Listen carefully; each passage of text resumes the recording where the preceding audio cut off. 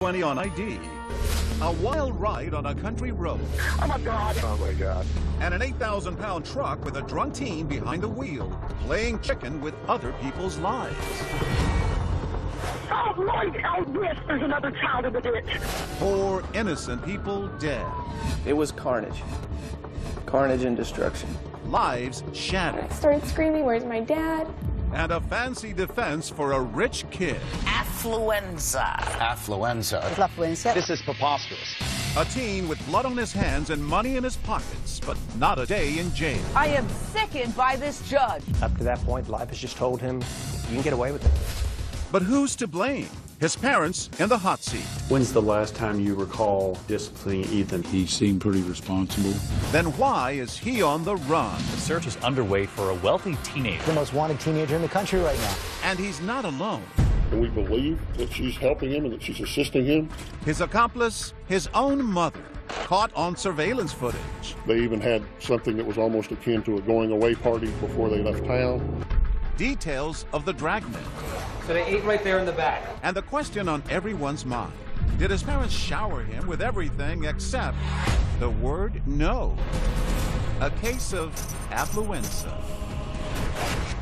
Welcome to 2020 on ID. I'm John Quinones. It was a story that grabbed headlines. A fugitive on the run. His passport and family bank accounts tracked by authorities. Hundreds of leads pouring in.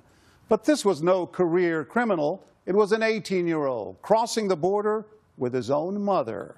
But the capture of Ethan Couch was only one bizarre chapter in a story that began 2 years earlier and thousands of miles away.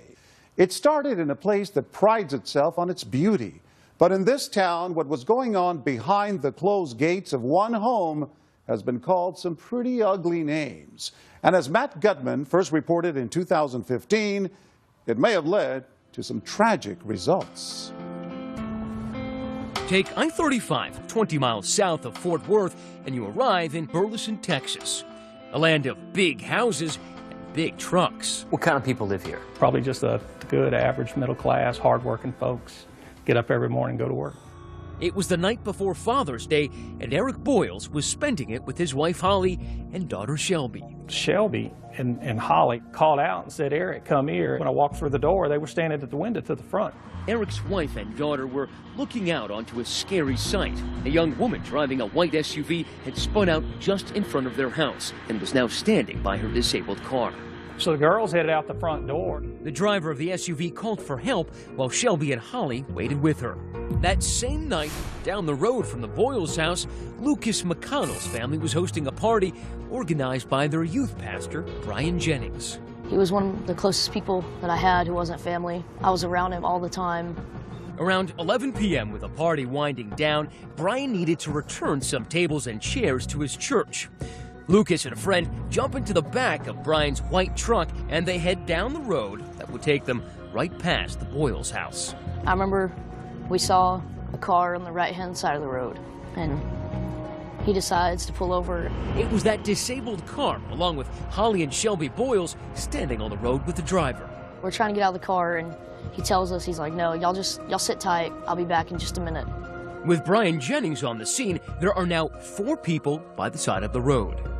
Meanwhile, a third location just a few houses down, there's another party in progress. But this one's not so innocent. 16-year-old Ethan Couch is there with 7 friends. They're drinking, they're having a good time, and then the young woman needs to go to the convenience store. 8 teenagers load into Ethan's souped-up fire engine red pickup. 6 in the cab, 2 in the flatbed, and head on out the road. Ethan guns it, hitting nearly 70 miles an hour in seconds. His truck barreling towards those bystanders near the Boyles family mailbox. Chance is bringing together a crowd of people whose lives are about to violently collide.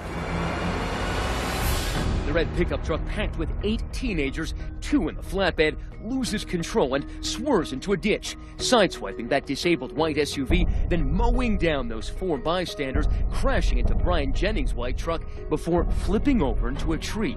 Eric Boyles is inside when his world changes forever. I felt, you know, we don't live in California, but you'd almost think you just had an earthquake. I mean, the house shook. These photos show what remains of the Ford F-350 that Ethan turned into a weapon of mass destruction, and Brian Jennings' accordion white Chevy tossed across the road. The bodies had been scattered hundreds of feet. At the moment of impact, Lucas McConnell was seated in the back of Brian Jennings' parked white truck. Do you remember the sound of metal crunching, of glass breaking? Glass breaking, tires screeching. The car that we were in got hit, and we got shot across the road. We nailed a tree. The back window was completely shattered. A lot of that glass was in the back of our heads. Just seconds later, Lucas's father, Kevin, part of a caravan, coming back from that graduation party, pulls up on the scene. I see taillights up ahead. As I got a little closer, I see debris in the road, and I'm thinking, that's not a party, that's a wreck. The debris in the road that I saw was the chairs that we had been taken back to the church, and my heart just sank. I was like, oh my God. As Eric Boyles rushes out his front door to where he left his wife and daughter, he immediately starts dialing the phone. I was on the phone with 911. Tarrant County 911, what is your emergency? There's a multi-car accident out in front of my house. While Eric's on with 911, half a dozen other frantic calls come in. There's 4 or 5 kids. There's kids laying in ditches and streets. Are you with the accident right now? Oh, Lord. Oh, yes. There's another child in the ditch. Oh, my God. There were already people out there in front of the house. There was just debris everywhere, table and chairs and car parts and everything else. I walked in the road, and the first thing I did was I found there was a male laying in the road, wasn't moving at all. Between the 4 people dead in the street and the 10 injured in the vehicles, the casualty count is staggering. Eric Boyles was yelling for his wife Holly and daughter Shelby. I'm calling out Holly and Shelby as I walk, and I kind of got halfway between the road and my fence. And that's when I found Holly. And when I found her, I mean, there was no doubt that she was gone. And then it was a matter of, okay, so where's Shelby? About 20 feet down the road, Eric sees a young woman, her body thrown up against the fence. Everything told me this should be Shelby. It didn't look like Shelby. And I'm sitting there trying to process the amount of trauma the bodies went through and what would the impact be and what would that do to you. At the same time, on that same dark road, Kevin McConnell is also searching for his friend, youth pastor Brian Jennings. On the other side of the road, I see Brian laying in the ditch. I ran over there. So you're on the ground to tend to Brian, and suddenly hear what you think is the voice of your son from the truck. I just heard his voice, and it was just at that moment that I realized that Lucas had been in that truck with Brian. Right as we got out, we realized that it wasn't just us. There was people everywhere, and then we saw Brian. I tried to feel for a pulse. I didn't feel a pulse, and I pull out my phone. I'm calling 911. Sir, how many people are injured, do you know? 1, 2, 3. Multiple. I don't even know how many. My dad said, just hold this fence right here and just pray. You can hear Lucas's terrified voice in the background on that call. I need you to sit here and I need you to pray, okay? Oh, my God. Come here. I need you to sit here and I need you guys to pray, okay? Do you remember what you were praying for? Brian's safety. About that time is when the other cars from the party started getting there. Brian's wife, Shauna, arrives on this hellish scene and realizes there's been a crash and her husband was involved. I really thought, okay, he got hit, but he's going to be okay. And I'm thinking, God wouldn't do that to me. But her faith is tested by what she finds farther down the road. I saw him, and I knew that it wasn't good because I could see that Kevin was doing CPR. And by now, Shauna's 3 children are also on the scene. I was just crying out to God. I was like, please save my dad. I need him. You can't take him yet. I'm not ready. The first EMT or firefighters that got there, they were just so overwhelmed. They would just walk down the road and, is he conscious? Are they conscious? Are they conscious? The scene was as bad, if not worse than anything I've seen, and that's 35 years of law enforcement, because it was a huge crime scene, spread over hundreds and hundreds of yards. Tonight we're hearing the chaos in the moments after a truck full of teens slammed into 3 cars, killing 3 Good Samaritans and a woman with a flat tire. The chain reaction crash happened late Saturday night. It's almost like watching a movie. It's like it's not happening to you, and it's just surreal, and it's not real life, but it was. When we come back, the 16-year-old who was behind the wheel of the red truck has left the scene. Does he really think he could just walk away? He was like, yeah, just remember my name. I'll get you out of all this. He kept saying that. Stay with us.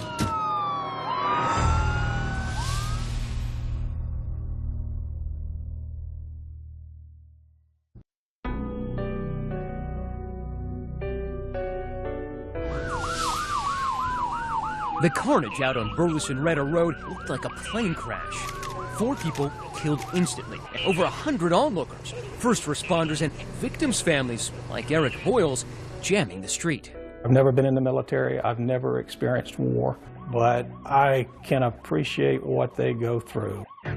Local news crews capture this footage, authorities scanning through the wreckage. They needed to find the person responsible for the crash. As it turns out, police wouldn't be the first to do that. What condition was he in? He was unconscious. Corbin Clark and his mother Shauna, 2 neighbors heading to the scene, find a passed-out teenager in a ditch, a quarter-mile down the road. And I kept saying, hey, what's your name? What's your name? He'd say, what's your name? And he said, hey, man, I'm Ethan. I can get you out of all this. I was like, I guess he thought I was involved. But he was like, yeah, just remember my name. I'll get you out of all this. He kept saying that. His name, Ethan Couch, is now one everybody in Burleson remembers. Somehow, he not only survived the crash, but managed to free himself from the mangled truck, and rather than help anyone, he walked away. The police came, and they said, we need to get you into an ambulance. Was he struggling with the officers? He kept trying to shake them off, saying, I don't need all this. Once Ethan Couch was found, the story came together pretty quickly. That shocking story would turn sadness into outrage. Get this, Ethan's a 16-year-old living the life of an adult by himself just 7 doors down from Eric Boyles. Ethan was supposed to be cleaning up the place so it could be sold. Where were his parents? Well, Fred and Tanya Couch had already moved on up to this sprawling place in Fort Worth. A 7,000 square foot compound. Take a look at that glittering metal roof. You're looking at the Couch moneymaker. Fred's got a multi-million-dollar sheet metal business, and this estate is complete with guard towers, guest house, and a steel gate surrounding it. But the story of the crash begins to be told by Ethan's blood alcohol content. It comes back 3 times the legal limit for an adult, and that's 3 hours after the crash. Now understand, this is 3 hours of time he had for his body to clear alcohol out of his system. Speculation, what his blood alcohol was at the time of the accident is through the roof. As Ethan awakes in a hospital bed, the sun also rises over Burleson-Retta Road. It is Father's Day. The next day, I find these packages where my Father's Day cards had been filled out, and my Father's Day gifts were there. But they were gone.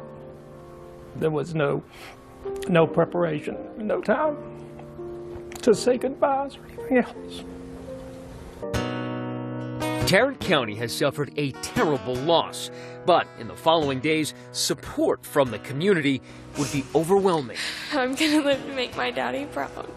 The memorial for local youth pastor Brian Jennings draws so many mourners it has to be streamed online. Meanwhile, investigators continue to piece together the events of that fateful night, sifting through wreckage that spans nearly a city block.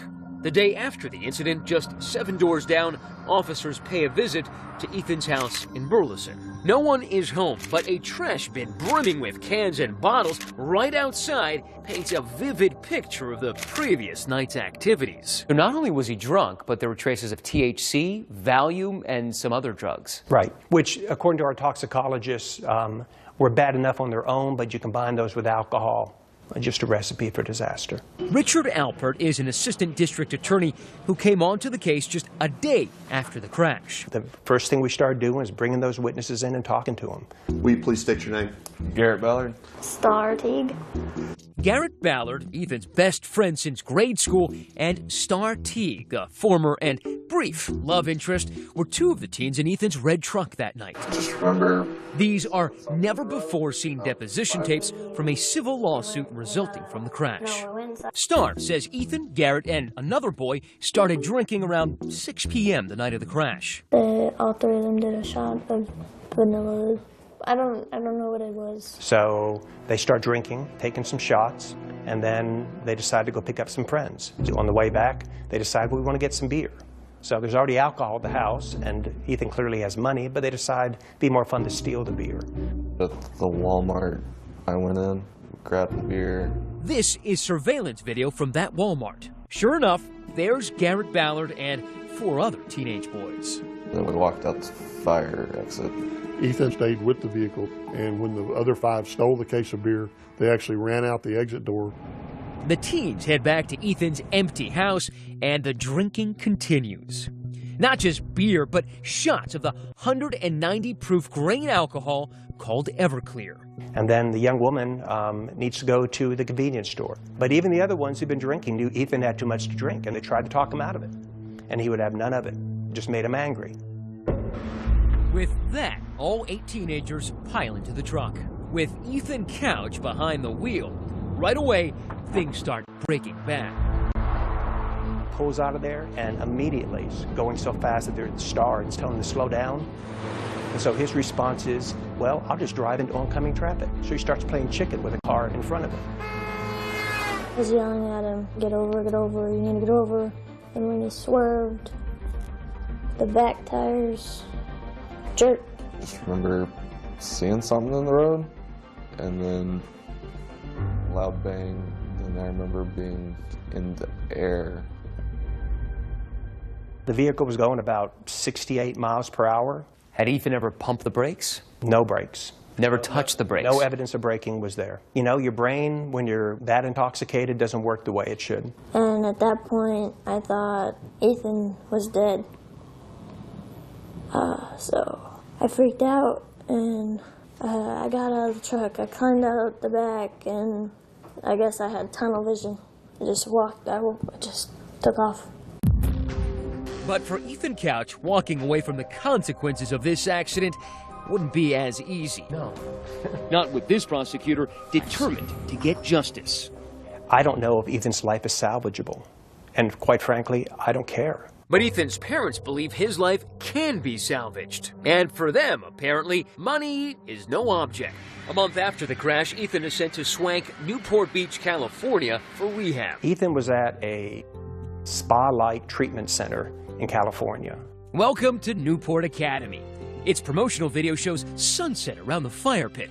Equine therapy and yoga are parts of the program. Rehab that cost Ethan's dad nearly $100,000. We're talking about him living in luxury even while he's being treated. Ethan's parents, meanwhile, were trying to figure out how to keep their kid out of prison. They quickly assembled the best criminal defense team money could buy, and what a memorable defense it turned out to be. When did you first see Ethan Couch? Well, it was about 2 hours after he got home from the hospital. This is Dr. Dick Miller in another deposition video. Now, he's a prominent psychologist hired as part of that powerhouse legal team. Well, I think Ethan Couch is suffering from adjustment reaction to adolescence, I would say. What Dr. Miller was learning in his meetings with Ethan would come to shape this story. That throughout his young life, Ethan's parents showered him with everything except responsible parenting. Ethan learned you should be able to do what you want to do when you want to do it. I think that was the message generally. Before too long, we realized that we weren't dealing with a typical juvenile. Or typical parents. The Couches definitely had plenty of coin, and for Ethan, that meant every day was Christmas. Nintendos and jet skis as a kid, later, a tricked-out truck, even his own credit card. Instead of the golden rule, he was taught that we have the gold, we make the rules at the Couch household. I said that. And for Ethan, there weren't many rules, even when it came to driving, which his parents let him do at just 13. By 15, he was starring in his own version of Home Alone at that 4,000-square-foot ranch house he frequently stayed at just down the street from the Boyles family. These pictures from the website Zillow show a wet bar in the den and a swimming pool out back. And if his parents weren't around, it sure seems that alcohol often was. From the friends we talked to, the one thing they admitted very early on was that Ethan was no stranger to alcohol. I think one night we went through a 30-pack just between us. Roughly 15 beers apiece. Probably about that. Ethan's buddy Garrett even admits to seeing him drive drunk on at least 3 different occasions. There was history there. There absolutely was history. There was history and warning after warning of this was going to happen. For prosecutor Alpert, enough was enough. It was time for young Ethan to get a dose of reality. Up to that point, life has just told him, you can get away with it. We were going to make sure he didn't get away with this. And he charged Ethan with everything he could, including 4 counts of intoxication manslaughter. Alpert wanted the poor little rich kid to do some big boy time. We were hoping for and asked for 20 years. When Ethan Couch loped into court, the selfie swagger from Facebook had been replaced by this. Brian Jennings' daughter Abby couldn't believe it. They made him look really innocent for the trial, and that's not who he was. But it turned out there would be no trial. Ethan Couch admitted guilt, and the proceedings moved directly to a sentencing hearing. Really didn't look at anybody. He just kind of sat there, basically stared off into space. And now we come to the key moment in this case. While recommending treatment over incarceration, Dr. Miller drops a curious term. Affluenza. Which goes off like a bomb. Affluenza. He got up there and he talked about the fact that the reason for this crime was he was a child of privilege and his parents didn't say no to him. When you heard it, what did you think? I smiled. I mean, it was ridiculous. I looked at my mom. I just kind of gave her a look. It seemed like a made-up word.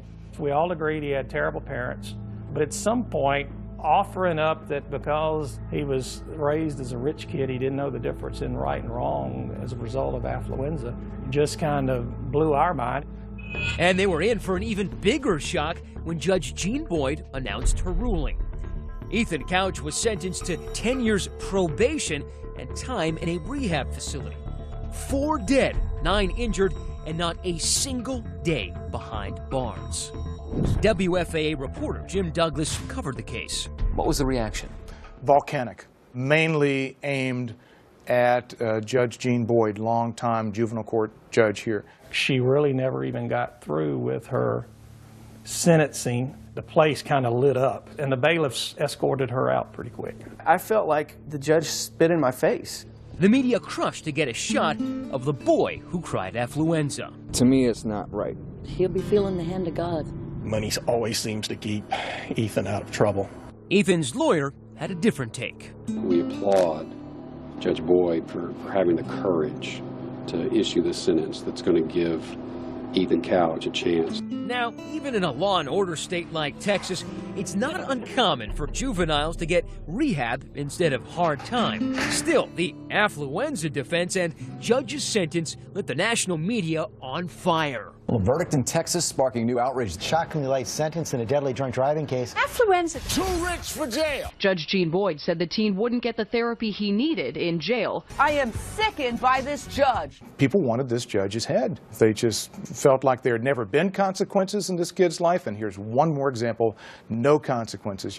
Judge Boyd wasn't the only one in the public's crosshairs. So was Dr. Miller, who took to CNN to defend himself. This kid has about an 80% chance of becoming a full functioning citizen. If he goes to the jail, he has about a 10% chance. I mean, he killed 4 people. I really don't think that. I wish I hadn't used that term. Everyone seems to have hooked onto it. What he didn't anticipate was that the BS of what his opinion was going to be hit the winds and he was going to get the reaction he got, which he deserved to get. So many people were now asking, did Ethan Couch's affluence actually buy him a slap on the wrist? Maybe and maybe not, because for one family, the case was far from over. Not so fast. This is not the end of this. They were about to force the Couches into the hot seat to answer tough questions under oath. When's the last time you recall disciplining Ethan for anything? You're going to want to hear this. Stay with us.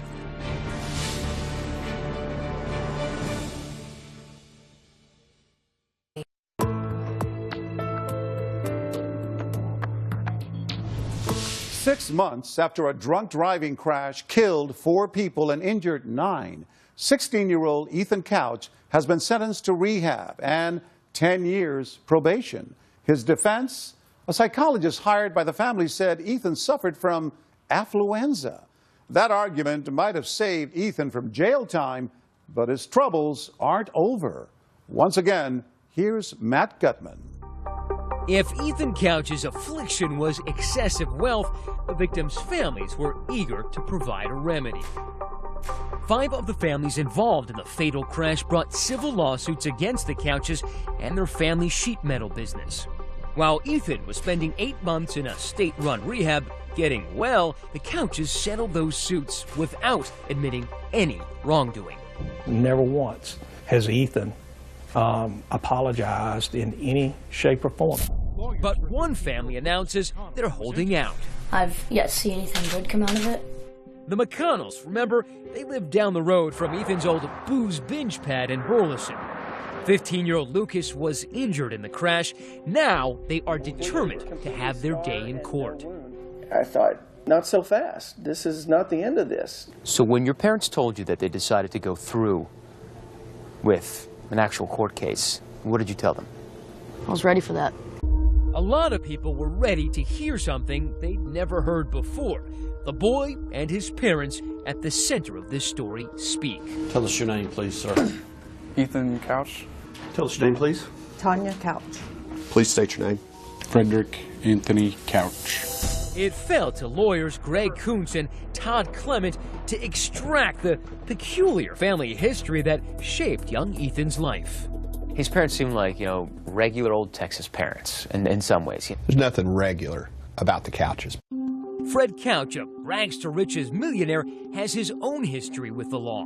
And get a load of what he allegedly said during a 1992 stop for, you got it, a DUI. Did you tell the arresting officer I make more in a day than you make in a year? Probably. Fred and Tanya had an on-again, off-again marriage, the second for them both. The kind of fractured family life which might require extra care for an only child entering adolescence. Instead, these lawyers say the Couches let Ethan fast forward into adulthood. People don't allow their kids to drive at 13. You understood if he was, at any time he was under 16, he was never to be driving by himself. Yes. Nevertheless, you allowed that behavior to happen, correct? Yes. I just kept asking because I wanted to, and eventually they started letting me drive just to like the corner store by myself. And then that progressed to school? Yes. Fred Couch admitted allowing Ethan to drive, but both parents say they didn't know about his regular drinking. Have you ever seen Ethan drink as we sit here today? I don't remember ever seeing him drink. Maybe not, but she definitely saw him drunk. Just 4 months before the fatal crash, 15-year-old Ethan was stopped by police at 1 a.m. relieving himself in a parking lot. Fort Worth officer comes upon him. He's taking a pee outside of a truck. There's a half-naked 14-year-old girl passed out drunk in the car. And this 15-year-old kid is just mouthing off to this officer for using profanity. His mother shows up, starts talking to him, so she clearly knew he was out there. Did you ask him where he got the alcohol and the vodka that was in the truck? No, I should have, but I did not. Why didn't you ask him where he got it? To try to stop it from happening again? I don't know. These attorneys say Ethan Couch wasn't even old enough to drive, was violating as many as 5 laws that night. 5 violations of the law, and nothing's done by Tanya. Well, not quite nothing. Tanya does admit to concocting a story with Ethan to keep her husband in the dark about the more criminal details. I wasn't sure how he would react, so I didn't tell him the whole truth. Tanya told me that Ethan was peeing at the Dollar General. What action did you take? Ethan walked back and forth to work for a month. Oh, really? Do you remember any occasion where your dad punished you by making you walk to work? No. I don't remember ever having to walk to work. Ethan was required to complete an alcohol awareness course and 8 hours of community service within 90 days. Guess what? Didn't happen. We didn't do the community service. Okay. You understood, did you not, that he was likely to continue the drinking and driving if there weren't consequences? I should have known that, yes. I really didn't think that that would happen again. But her own daughter, Christy, Ethan's half-sister, warned her that, yes, it could. I just told her that I was nervous that he might be drinking, being at that house by himself, under no supervision. How long prior to the crash was that told to her by you? A week. And that same week, Ethan's friend, Star Teague, says Tanya witnessed Ethan in the house with an open beer. Do you know for a fact whether Tanya saw y'all with beer sitting there? She saw us. Tanya wanted to come in and say, you know, I was always really against drinking and driving. But then when you say, what'd you do to enforce that? There was just nothing. Zero. Do you recall ever disciplining Ethan for anything? Sometimes I would take little things away from him, or we would just discuss the problems. When's the last time you recall disciplining Ethan for anything? I don't remember. Of course, it's hard to discipline a kid when he isn't always under the same roof. Remember, the Couches were letting Ethan play grown-up by himself in the Burleson house. In your mind, it was okay to let a 16-year-old kid stay at the Burleson Retta house by himself without anyone present, correct? That 16-year-old kid, however foolish that it may have been, he seemed pretty responsible. Was there always alcohol then when you were at the Burleson location? Not always, no. Most of the time? Most of the time, yes. If there's alcohol, most of the time there was drugs as well. Yes. You betcha. Ethan rattles off a list of drugs shocking for anyone, much less a 16-year-old. I'm taking Valium, hydrocodone, marijuana, cocaine, Xanax, Vyvanse. I think I tried ecstasy once. Pretty sure that was it. Which brings us back to that deadly June night. And what was your plan? Should have a couple people over and drink. Do you recall any sort of text exchange with your mom the night of this crash? Yes. She just sent me a text saying, don't be out late and don't be drinking and driving. She was asking what we were all doing, and he was telling her, and she knew that we were drinking. She was like, well, just don't drink and drive. That was certainly thoughtful, but by now, Ethan had years of experience blowing off the rules without facing consequences. Why should tonight be any different? Do you remember pulling out of the driveway? Not really. I just took a picture in my head of just turning out of the driveway, but that's it. What's the next thing you recall? Waking up handcuffed to the hospital bed.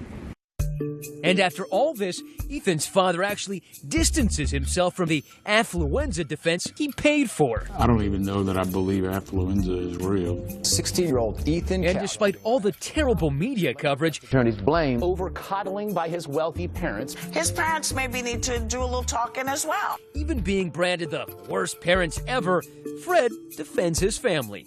I don't think we're profoundly dysfunctional. Did you teach Ethan that wealth bought privilege?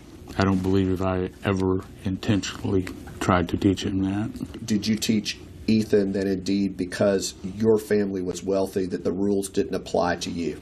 Never. The McConnells are eager for a civil jury to hear every word of this testimony. I feel like it needs to be done. Why? Because I haven't seen any punishment. But the Couches are as determined to avoid another courtroom as they are to avoid our cameras. Mr. Couch, stay with us.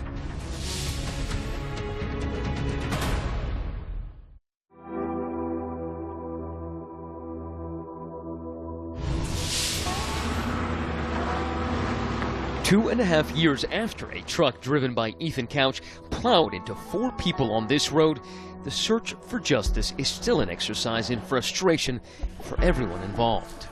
What would justice have looked like to you? Justice would have been the system doing something to Ethan that life hadn't done to him up to that point, which is hold him accountable. As the one remaining civil case, the one brought by the McConnell family, worked its way through the courts, the judge from the criminal case decided to call it quits. Jean Boyd, the judge who handed down that controversial sentence, retired in 2014, foregoing a run for re-election. She declined our request for comment. Her career in the public mind will always be defined by this case. Thousands of cases, but affluenza is the one people will remember. Yes. We went to Texas to track Ethan down ourselves, but it was no easy task. We checked out the fancy Fort Worth house, but no answer there. Anybody home? So we went to the family business where he'd been working. We've been staking out Ethan and Fred's business, which is right across the way, for about a week now. But they're not like regular people. They don't come to work at regular hours. They don't keep regular hours, so it's been really hard finding them. When that steel gate slid open and Ethan finally emerged, he clearly wasn't looking to talk. You don't answer a couple questions? But if you take a closer look, that's him right there. The good news, he's not driving. At the time, abiding by at least that part of his probation. And just as the trial in the McConnell case is about to begin, another stroke of good fortune for Ethan. Lucas and his parents have had a change of heart, settling instead of moving forward with the trial. The last time that we met, you were very serious about taking this all the way. What happened? I think we've succeeded, at least a little bit. I never saw the child drink. I don't think we're profoundly dysfunctional. By showing the world those deposition videos, the McConnells believe they're showing the Couches for who they really are. By you guys coming here and focusing attention on this has made it where we've achieved our goals of, letting the world hear about this story. But as it turns out, the story was far from over. Ethan found himself in a whole new world of trouble when this undated video, appearing to show him partying near a beer pong table, surfaced on Twitter. I found it on Twitter and saved it and reposted it. 21-year-old Hannah Hardy wasn't at the party, but an acquaintance of hers was, and claims the gleeful blonde is indeed Ethan Couch. It just was making me mad that they weren't taking any of this seriously, and after seeing the interviews with the victims' families and stuff, it really gets to me. I think that was the trigger that sent him running once that video surfaced. 8 days after that video goes viral, Ethan misses a regular check-in with his probation officer, and he and his mother Tanya, now no longer married to Fred, skip town. We've had a very cooperative effort of all law enforcement in looking for Ethan Couch and now also his mother Tanya Couch. A warrant is issued for Ethan's arrest, and the sheriff turns to the public for help, releasing pictures of Tanya Couch's black truck. We encourage the public to continue to watch for them, to look for this vehicle. If anyone sees anything, call your local law enforcement. With the U.S. Marshals and the FBI now joining the international search, the pressure on mother and son Couch begins to mount. We're not going to quit looking for him, and the longer he's gone, the worse it's going to be. The search is on for and the whole country seems to be asking, where in the world are Ethan and Tanya Couch? The hunt for Ethan Couch and his mother. Oh, absolutely not. Where are they going to live? Like Ethan Couch can make a living in Mexico? Stay with us.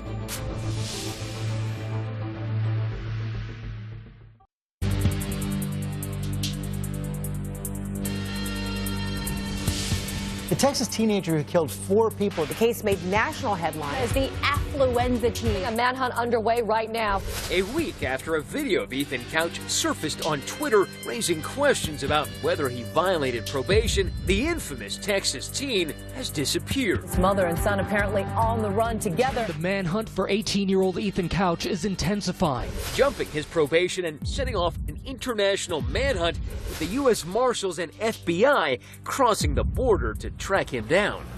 Authorities finally catch up with him here in Puerto Vallarta, Mexico. The resort town may be known for its beautiful beaches, but it's in this gritty $80 a month apartment building where Ethan and Tanya Couch's Mexican vacation comes to an abrupt end.